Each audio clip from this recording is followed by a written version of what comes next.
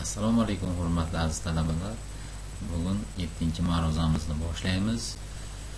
Ventilyatorning nazariy xarakteristikasi va proporsionallik qonuni. Ventilyatorlarda gazlarda uchraydigan zarrachalarning mexanik ta'siri haqida ma'ruza o'qiymiz. Demak, rejaga asosan 4 ta reja berilgan. Birinchisi ventilyatorlarning nazariy xarakteristikasi va proporsionallik qonuni. Ikkinchisi ventilyatorlarning quvvati va foydali ish koeffitsiyenti. Uchinchisi ventilyatorlarga gazlarning ta'siri. To'rtinchisi esa ventilyatorlarni o'rnatish va texnik nosozliklarni bartaraf etish rejalari berilgan. Xo'sh,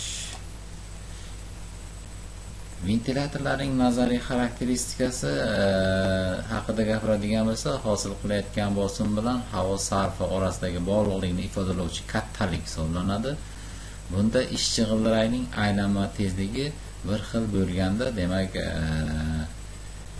kerakli rasmdan tezliklar proyeksiyalari quyidagi ifodalarni beradi. Demak, bu 47 va 48 ifodalar olingan. Demak, bu yerda Sn radial absolyut tezlik hisoblanadi. Demak, unda lapatkalarning soni cheksiz valdagi va qalinligi 0 ga teng bo'lganda havo sarfi, demak, quyidagi 49-formulaga ega bo'ladi. Bundan demak C2n va C1n larni topadigan bo'lsak, bu Euler tenglamasiga qo'yib, demak, o'rniga qo'ysak agar nazariy, demak, bosimni 50-formulani keltirib chiqarishimiz mumkin. Demak, bundan kelib chiqib ventilyatorning nazariy xarakteristikasi to'g'ri parallel bo'lmagan chiziq bo'lar ekan. Xo'sh, mana keyingi rasmimizda, demak, nazariy bosim bilan unumdorlikni orasidagi bog'liqlikni, demak, nazariy jihatdan grafik keltirilgan. Demak, burchak tezlikka bog'liqligini tasvirlangan. Xo'sh, 50-formuladan, demak, unumdorlik va nazariy bosimni hisobga olmasdan ularni 0 ga teng deb olsak, ishchi g'ildiraning burchak tezligi o'zgarishning ventilyator to'liq bosimi va havo sarfi o'rtasidagi bog'liqlikni ifodalaymiz.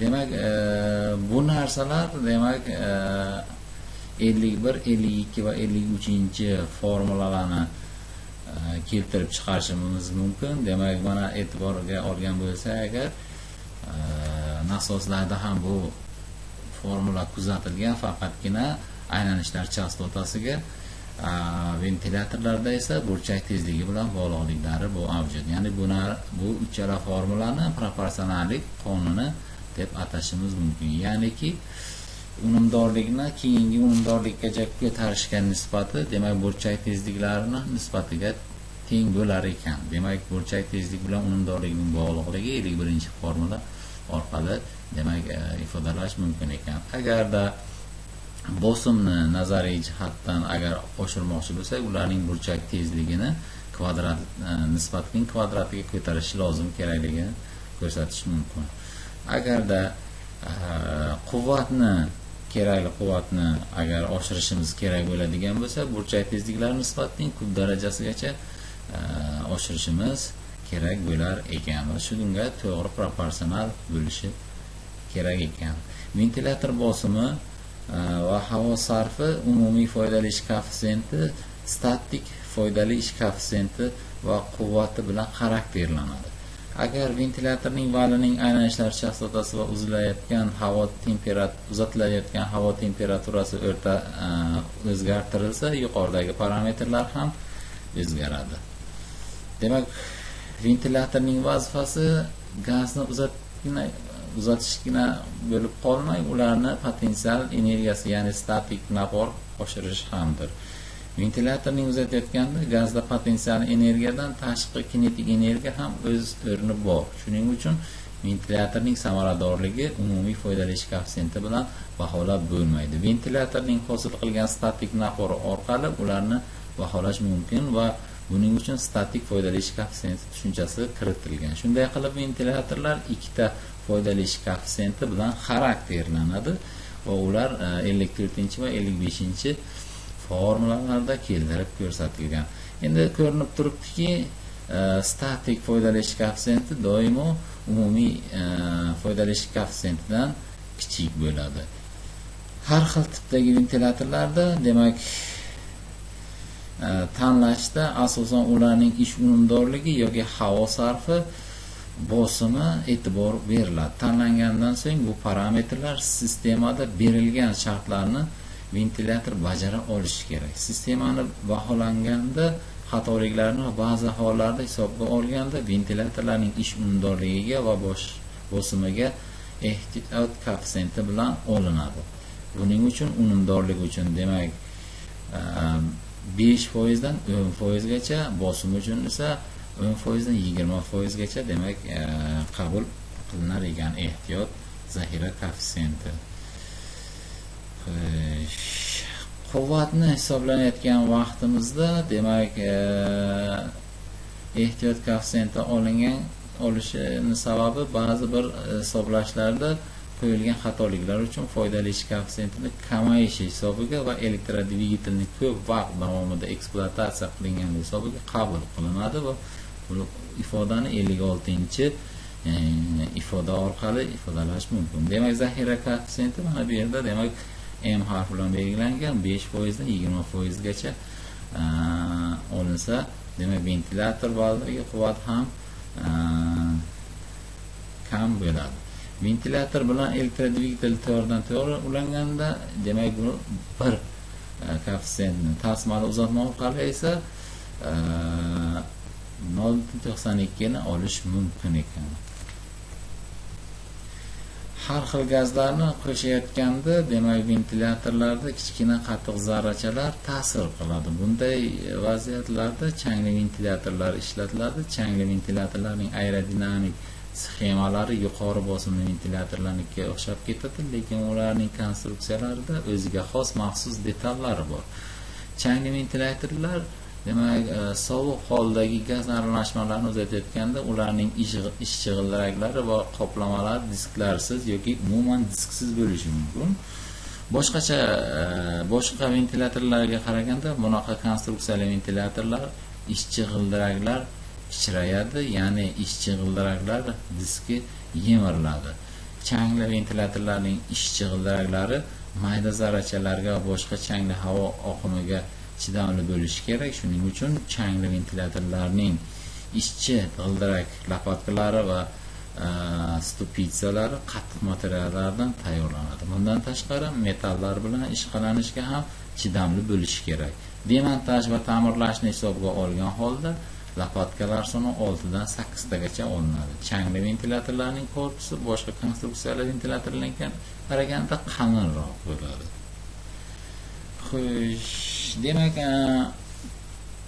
kichkina zarracha ventilyator ishchi parametrlarga ta'sirini ko'rib chiqadigan bo'lsak, aralashma oqimidagi kichkina qattiq zarrachalarning konsentratsiyasi mu harfi bilan belgilasak, massali konsentratsiya koeffitsiyenti orqali bilan xarakterlanadi va 57 formula yordamida, demak, hisoblab topiladi va u kerakli mana kerakli harflarni, demak, izohlab o'tilgan. Changli aralashmaning zichligi quyidagicha 58-formula orqali hisoblanadi. Toza gazniki esa 59, demak, formula orqali hisoblab topiladi. Zichliklar nisbatidan kelib chiqib, demak, buni kerakli hisoblashlarni oladigan bo'lsak, changli aralashma va toza gazlarning ishlangan ventilyatorlarning quvvatlari nisbati, demak, 62 formula orqali topilsa, demak, quvvat esa 63 formula orqali amalga oshiradi, topib bo'ladi. Demak, agar katta zarrachalar bilan ventilyatorlar ishlasa, ventilyatorlarning ishlashiga ta'sir etadi, ya'ni energiya ko'proq ketadi, ishchi g'ildirakni bilan zarrachalar bilan ishqalanish ko'payadi, oqimning ichki energiyasi pasayadi, ventilyatorning bosimi kamayadi, foydali ish koeffitsiyenti tushadi va quvvat esa ortadi. Bularning hammasi hisobiga Kalinushkin degan olim tomonidan tajribalar o'tkazib, quyidagi yarim empirik formulani keltirib chiqargan. Demak, mana bu 60 va 65-yillar, demak, Kalushkinning formulalari, demak, tavsiya bergan. Demak, bu yerda 66-formulada korreksiya koeffitsentlari, bunda katta zarrachalarning kattaligi torf yog'och zarrachalari millimetrlari bo'lganda koeffitsentlari berilgan. Bunday hollarda u foydalanish koeffitsenti mana bunday 66-formula orqali topiladi. Ventilyator agregati quyidagilardan tashkil topganda aytish mumkinki, komplektlarda elektrodvigatel yordamchi jihozlardan tashkil topgan bo'lishi kerak. Yordamchi jihozlarga kirish va chiqishdagi shiberlar, o'lchov asboblar va elektrodvigatelni ishga tushiruvchi qurilmalar kiradi. Ventilyator agregati foydalanish koeffitsentida elektrodvigatelning roli juda muhim. Sanoatda ventilyatorlar vali bilan elektrodvigatel valining ulashda elastik muftalardan foydalanadi, yopiq yoki qattiq muftalardan foydalanilmaydi. Chunki vallarning markazlashuvi noto'g'ri tushmasligi mumkin va agregatda vibratsiya holatlari keltirib chiqarishi mumkin. Asirxonon detektorlarning aylanishlar chastotasi mana ko'rilganda, demak, mana yuqori 2960 gacha aylan minutda bo'lsa, chegaralikda ayrim hollarda tasmal uzatmalar yordamida ventilyator agregatlari ishlatiladi. Elektrodvigatellar ventilyatorlar joylashish muhitiga qarab tanlanadi. Ventilyator agregati uzoq vaqt ishlashi va detallarning yemirishidagi ventilyator va elektrodvigatel konstruksiyalariga bog'liq bo'lmaydi, balki ularning to'g'ri va aniq o'rnatish ham bog'liq. Unchalik katta bo'lmagan ventilyator agregatlari poydevoriga quyma va payvandlangan ramalarga o'rnatish maqsadiga muvofiq bo'ladi. O'rta va katta o'lchamdagi ventilyatorlar agregatlari juda kattaroq armaturalangan betonli poydevorlarga ramalarsiz ventilyator va elektrodvigatellar ajratilgan holda o'rnatilishi lozim. Bundaqa vaziyatlarda ventilyator va elektrodvigatel vallari markazlashuvi juda katta ahamiyatga ega bo'ladi. Vallarning markazlashishidan asosiy maqsad ventilyator va elektrodvigatellar vallarning geometrik o'qlari bir-biriga to'g'ri kelishi kerak. Bu esa agregatning to'g'ri ishlashiga, ya'ni shovqinsiz va vibratsiyasiz ishlashiga kafolat beradi. Markazlashtirish quyidagi usullar bilan amalga oshiriladi. Maxsus sim orqali ventilyator validagi yarim mufta bilan elektrodvigatel vali yarim muftasi orasidagi oraliq masofaning bir xilligi o'lchash bilan markazlashuv amalga oshiriladi.